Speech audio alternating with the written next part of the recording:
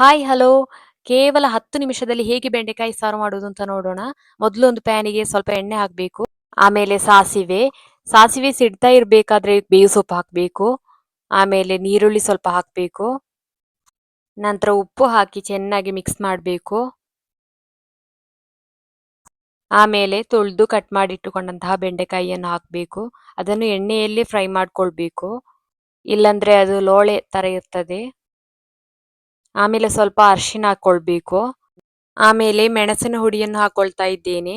ಹಾಗೇನೆ ಮನೆಯಲ್ಲಿ ಮಾಡಿದಂತಹ ಮಸಾಲವನ್ನು ಕೂಡ ಹಾಕೊಳ್ತಾ ಇದ್ದೇನೆ. ಆನಂತರ ಕಟ್ ಮಾಡಿ ಇಟ್ಕೊಂಡಂತಹ ಒಂದು ಟೊಮೆಟೊವನ್ನು ಹಾಕೊಳ್ತಾ ಇದ್ದೇನೆ. ಆಮೇಲೆ ಹುಳಿ ನೀರನ್ನು ಕೂಡ ಹಾಕೊಳ್ತಾ ಇದ್ದೇನೆ. ಇನ್ನು ಸ್ವಲ್ಪ ಹೊತ್ತು ಬೇಯಿಸ್ಕೊಳ್ಬೇಕು. ಈಗ ಬೆಂಡೆಕಾಯಿ ಸಾರು ರೆಡಿ ಆಗಿದೆ. ನೀವು ಸಹ ಇದನ್ನು ಟ್ರೈ ಮಾಡಿ ನೋಡಿ.